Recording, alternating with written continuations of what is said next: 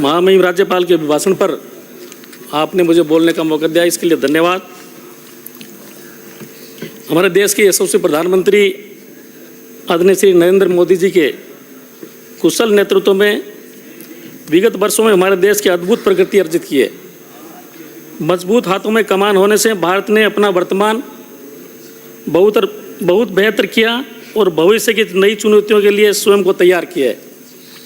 अभी जैसे हमारा बजट आया, माननीय प्रधानमंत्री ने जिस तरीके का बजट दिया है, मध्यम वर्ग का ध्यान रखते हुए 12 लाख तक की इनकम टैक्स में छूट देना, केसीसी में 3 लाख से 5 लाख की बढ़ोतरी करना, ये हमारे आम आदमी के लिए बहुत बड़ी राहत का काम प्रधानमंत्री जी ने किया है। माननीय मुख्यमंत्री जी श्री भजनलाल जी शर्मा ने 1 वर्ष के कार्यकाल में प्रदेश में समग्र विकास के दूरगामी निर्णय किए गए हैं, जिनसे हमारी माताओं, बहनों, युवा, किसान भाइयों, श्रमिकों सहित समाज के हर वर्ग का जीवन बेहतर हुआ है। माननीय मुख्यमंत्री जी ने भी जो संकल्प पत्र भारतीय जनता पार्टी का था उसको 50% से अधिक लागू कर दिया गया है और समय समय पर इसकी पूरी मॉनिटरिंग भी की जा रही है। माननीय सभापति महोदय, जिस तरीके से माननीय मुख्यमंत्री जी ने rising Rajasthan global investment summit सरकार के कार्यकाल के पहले ही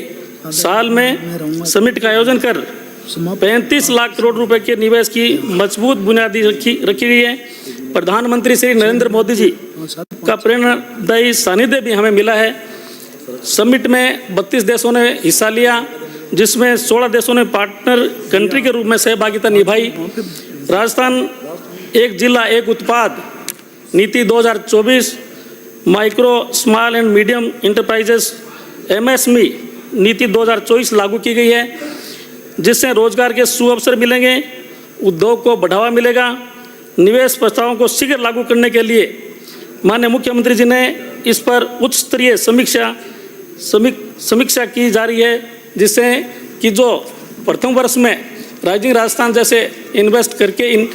माननीय मुख्यमंत्री जी ने जो हमारा राजस्थान को आगे बढ़ाने का जो संकल्प लिया है, उसको समय समय पर इसका समीक्षा कर इसको आगे बढ़ाने का काम मुख्यमंत्री जी करेंगे। माननीय सभापति महोदय, नदियों को जोड़ने का कार्य हमारे पूर्व प्रधानमंत्री अटल बिहारी वाजपेयी साहब का जो सपना था, उसको साकार करने के लिए हमारे देश के यशस्वी प्रधानमंत्री जी नरेंद्र मोदी जी ने जिस तरीके से नदियों को जोड़ने का काम हाथ में लिया है, पूर्व मुख्यमंत्री वसुंधरा राजे जी के समय में जिस तरीके से ERCP योजना का महत्वाकांक्षी विजन प्रस्तुत किया था, उसको इस सरकार ने, विगत सरकार कांग्रेस सरकार ने जिस तरीके से परियोजना को अटकाया, माननीय हमारे राजस्थान के मुख्यमंत्री श्री भजनलाल जी ने संशोधित पार्वती लिंक चंबल परियोजना, इसे जबकि अब राम जल सेतु लिंक परियोजना के रूप में धरातल पर क्रियान्वित करने की दिशा में मजबूत पहल की है। राम जल सेतु लिंक अभी बता रहे थे कि राम के नाम पे ये एक संयोग है कि राजस्थान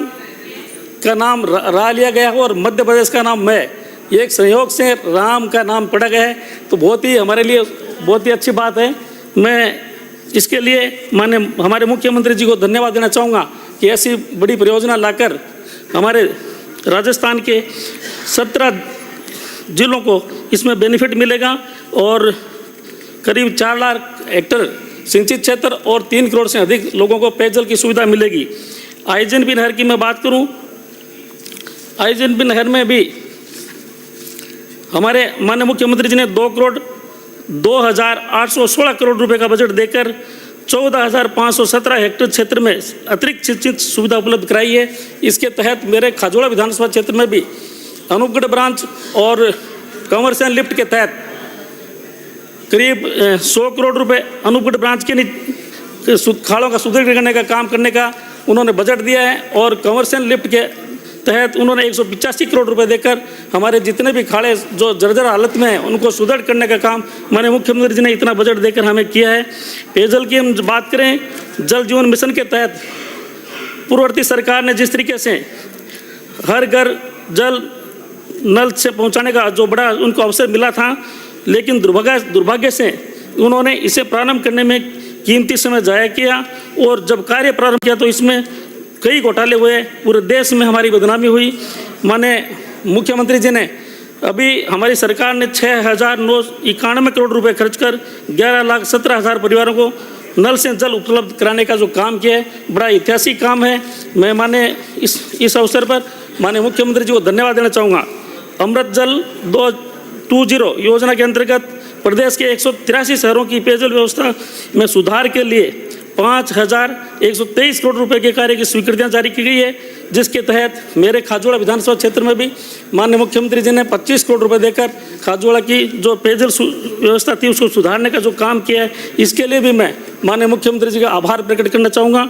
माननीय अध्यक्ष महोदय, जिस तरीके से बात कर रहे हैं हमारे विपक्ष के लोग पेपर लीक और नकल की घटनाओं पर, जिस तरीके से माननीय मुख्यमंत्री जी भजनलाल जी ने अंकुश लगाए, बहुत ही सराहनीय काम किया है। मैं इसके लिए माननीय मुख्यमंत्री जी के मजबूत इरादों के साथ जो काम किया है उनको मैं धन्यवाद देना चाहूँगा। 100 से अधिक FIR SOG थाने में दर्ज करवाई, 260 लोगों को गिरफ्तार किया और गत सरकार के समय में जो कठोर परिश्रम और योग्यता के बावजूद नियुक्ति नहीं मिलने से चयनित युवाओं में निराशा हुई है, उसको आज माननीय मुख्यमंत्री जी ने इन अभ्यर्थियों को भरोसा माननीय मुख्यमंत्री हुआ और परीक्षा प्रणाली में जो सुधार किया है, इसके लिए माननीय मुख्यमंत्री जी ने को मैं मेरी तरफ से बहुत बहुत धन्यवाद देना चाहूँगा।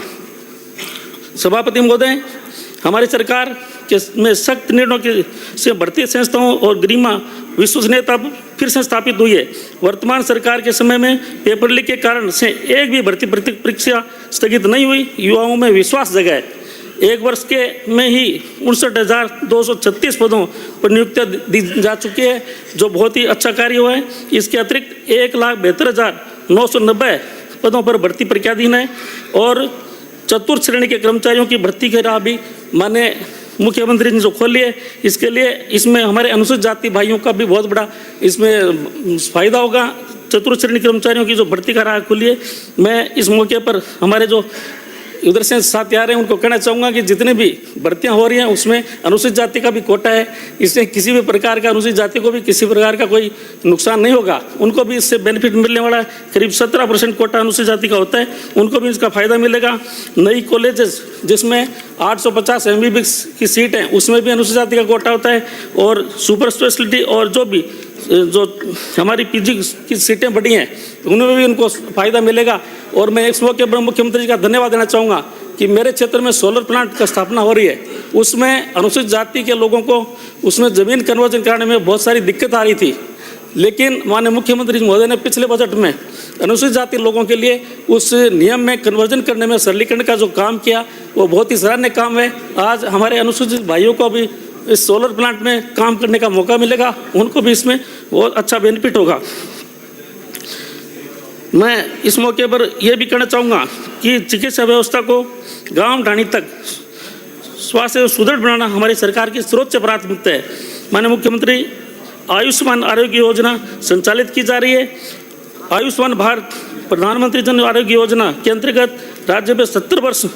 एवं उससे अधिक आयु के वरिष्ठ नागरिकों को कैशलेस उपचार का भी लाभ दिया जा रहा है। माननीय मुख्यमंत्री जी निःशुल्क निरोगी राजस्थान योजना के तहत भी दवा सूची का विस्तार किया गया है। वाजिब दरों पर दवा उपलब्ध कराने के लिए राज्य सरकार ने प्रधानमंत्री जन औषधि केंद्रों की भी संस्था में बढ़ोतरी की है। राज्य में 236 नए जन औषधि केंद्र खोले गए हैं। राज्य में अब कुल 437 जन औषधि केंद्र संचालित किए जा रहे हैं, जिससे कि आम गरीब आदमी को उचित मूल्य पर वाजिब दरों पर दवाइयों का वितरण किया जाएगा। मेरे विधानसभा क्षेत्र में भी एक सामुदायिक स्वास्थ्य केंद्र को सब डिस्ट्रिक्ट हॉस्पिटल में क्रमोन्नत किया गया है, इसलिए मैं इस मौके पर उनको भी मेरी तरफ से धन्यवाद देना चाहूँगा। माननीय सभापति महोदय, विगत सरकार में हमारे थर्मल प्लांट कोयले की कमी से जूझते रहे। हमारी सरकार ने केंद्र सरकार के मार्गदर्शन पर तथा छत्तीसगढ़ सरकार के साथ समन्वय कर कोल ब्लॉक से कोयले का खनन पुनः प्रारंभ किया, जिससे हमारी थर्मल इकाइयों को भरपूर कोयला मिल रहा है। आज इससे हमारी सरकार की ने PM कुसुम योजना लागू कर किसानों को फायदा मिला है। मेरे विधानसभा क्षेत्र खाजोड़ में भी 4,000 मेगावाट सोलर संयंत्र स्थापना का जो काम हुआ है वो हमारे लिए सौभाग्य की बात है कि हमारे क्षेत्र में भी किसानों को, वहाँ की जनता को इसका बेनिफिट मिलेगा। मैं माननीय सभापति महोदय, इस मौके पर हमारी सरकार द्वारा जो कार्य किया जा रहा है उसके लिए माननीय मुख्यमंत्री जी को धन्यवाद देना चाहूँगा। इस प्रकार प्रधानमंत्री जी श्री नरेंद्र मोदी जी के विकसित भारत संकल्प के सपने को हमारे मुख्यमंत्री श्री भजन लाल जी शर्मा के द्वारा विकसित राजस्थान के संकल्प के माध्यम से पूरा किया जा रहा है। माननीय सभापति महोदय,